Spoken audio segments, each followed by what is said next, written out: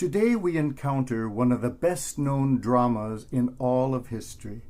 Whether you are a believer or a non-believer, you know of these events. Placing all the Gospels together, we have a whole conglomeration of details, a whole menagerie of characters, actors in the drama. Each one is quite an interesting psychological study. Perhaps we identify more with one than with the others. We see the apostles, the special friends of Jesus, who tried their best to be there during the tough times. The spirit was willing, but how weak was the flesh. Does that sound familiar to all of us? We see Judas, who for some reason took it into his head to betray a friend. Does that sound familiar? And what about Peter? That poor guy had taken out his sword to protect Jesus, and 10 minutes later was denying that he knew him. So frightened was he for his own safety now that he didn't have the sword with him. How many times do we find ourselves in that same position of fear? There was the high priest Caiaphas and his father Annas. They were something of the villains here. They wanted to destroy this person. Have you ever wanted to destroy someone because they were in the way of your own power? And what about that servant whom John names as Malchus, the one who had his ear sliced off by Peter? He was a person who happened to be in the wrong place at the wrong time, just as happens to us so often. Then there is Pilate, asking that question that all of us wonder about. What is truth? An even more fascinating figure is the wife of Pilate, that woman who has a dream and an intuition that something is not quite right here. She couldn't put her finger on it, but she knew that this was nothing they should be getting involved in. Do you ever have intuitions or dreams like that yourself? What about those Roman soldiers? They were just doing their job. How many times throughout history have human beings, and perhaps we ourselves, used that same excuse? I was merely following orders. The results, as we know, can be catastrophic. Then there were the 3 Marys, and the young man who was the beloved of Jesus.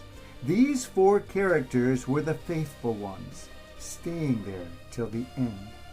Have you ever known such faithful love? Have you ever loved someone so much that you could stand by them through thick and thin? Can you identify with those extraordinary, loving souls? 2 people in the drama who are very close to my heart are the ones who show up at the end, Nicodemus and Joseph of Arimathea. They still belonged to the institution, the official church, and yet they saw far beyond that, saw the truth, and knew that the institution was not always right. Yet they stayed in, but were nonetheless there to assist the outcast in his hour of need. What a delicate balance for them and for many. With whom do we more identify?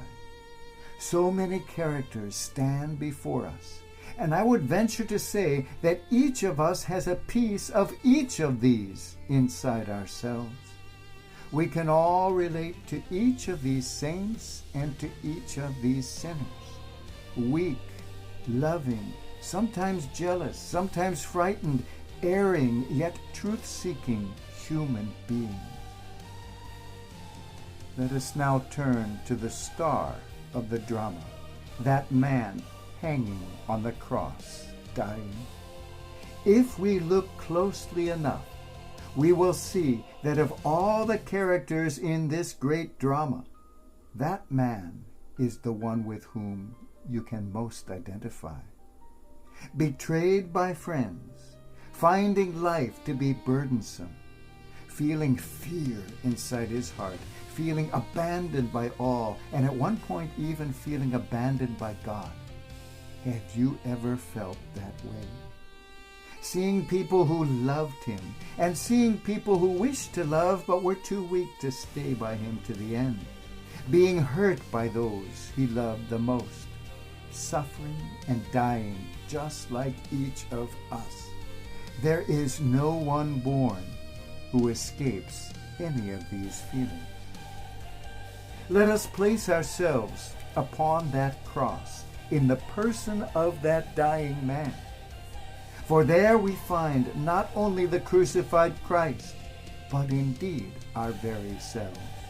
From that cross, in life, in sorrow, in joy, in suffering, and in the hour of death, let us dare to exclaim together with that Christ, Father, into your hands I commend my spirit.